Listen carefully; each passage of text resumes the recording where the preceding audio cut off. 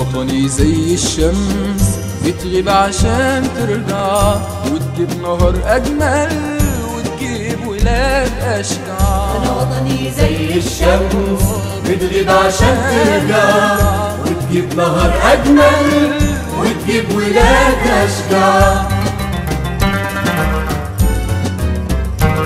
عارفين طريق البيت مهما الطريق يخدع، عارفين طريق البيت مهما الطريق يخدع.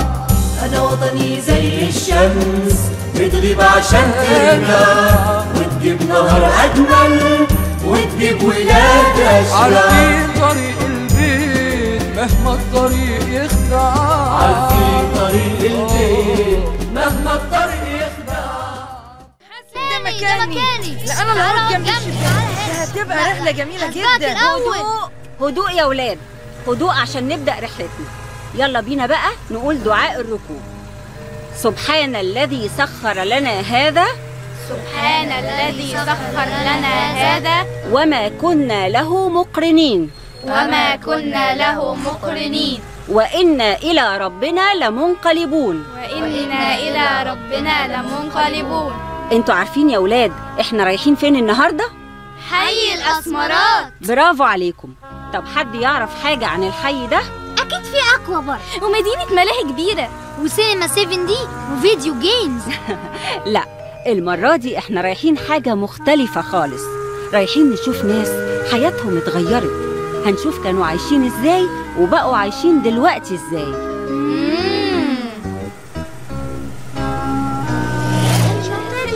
أنا مش يا ولاد عايزين نبقى منظمين وتسمعوا الكلام. يلا كل اتنين يمسكوا ايد بعض. ميس الحقي زياد مش موجود. مش موجود ازاي؟ زياد هيكون راح فين بس؟ خليكوا هنا وانا هطلع ادور عليه في الاتوبيس. زياد انت هنا؟ برضو ما لقيتوش، مش عارفه راح فين بس. ميس احنا ممكن نبلغ الشرطة. على فكره انا ممكن اوديكم، انا ساكن هنا. انا اسمي فارس، اتنقلنا هنا من 2 سنين بعد ما كنا ساكنين في عش صفيح في الدويقة. اللي في الصورة دي أختك يا فارس؟ أختي حنان ماتت قبل ما اتولد ب4 سنين، ما شفتهاش غير في الصور بس. أصلها كانت من ضحايا حادثة صخرة الدويقة. كان نفسي أشوفها وتلعب معايا وتعيش معانا في بيتنا الجديد. يا عيني معلش يا فارس معلش. أهو وصلنا، هو ده مبنى الشرطة. ما تقلقوش، من هنا هنقدر نعرف زياد راح فين من أول ما الأتوبيس وصل. دي اللحظة اللي وصل فيها الأتوبيس، الساعة كانت 10:17 صباحا. نزلتوا من الأتوبيس والمفروض إن زياد نزل معاكم، صح؟ إيه ده؟ في حاجة غريبة. إيه؟ زياد ما نزلش من الأتوبيس. كده يبقى هو أكيد لسه هناك. إحنا هنتابع الكاميرات هنا لحد ما حضراتكم توصلوا لزياد، ولو حابين أجي معاكم أنا تحت أمركم. مش عايزين نتعب حضرتك، كفاية مساعدتك لينا. العفو يا فندم، ده دوري وواجبي. نشوف بقى الأخ زياد مستخبي فين. إيه ده؟ انتوا واقفين كده ليه؟ هو أنا طولت في الحمام للدرجة دي؟ هو أنت فطرت إيه النهاردة؟ كشري عادي يعني. وانت بتروح المدرسة يا فارس؟ طبعا، مدرستي هنا قريبة جدا من البيت.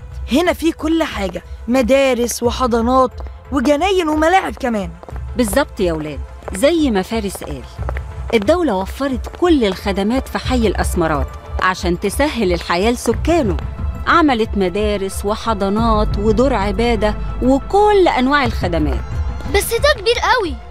طبعا يا مالك، لأنه اتبنى على مساحة 185 فدان، وده يخليه أقرب لمدينة متكاملة مش مجرد حي صغير. وأكيد طبعا تعبتوا في توضيب الشقة ونقل العفش. بالعكس، كل الشقق دي كانت جاهزة وفيها العفش والأجهزة. احنا يا دوب جينا بشنطة هدومنا بس. على فكرة عمارتنا قريبة هنا، يا ريت تيجوا تشوفوها. بصوا يا ولاد، لو لاحظتوا هتلاقوا إن كل عمارة في المرحلة دي فيها 2 أسانسير ووحدة إطفاء حريق وموتور مية وخزانين عشان لو المية اتقطعت. ياه، ده كمان ذوي الاحتياجات الخاصة عاملين لهم مكان يدخلوا منه العمارة. مصر في وقت قصير جدا يا ولاد قدرت إنها تقضي على العشوائيات في مناطق كتيرة بعد ما خلت سكانها يختاروا ما بين إنهم يجوا هنا الأسمرات وياخدوا تعويض مادي أو يرجعوا للمنطقة اللي كانوا عايشين فيها بس بعد تطويرها. وديكوا شايفين دلوقتي النتيجة على أرض الواقع، حلم وتحقق. ويلا بقى عشان وقت رحلتنا خلص ولازم نرجع. قولوا الفارس مع السلامة. مع السلامة يا فارس، مع السلامة.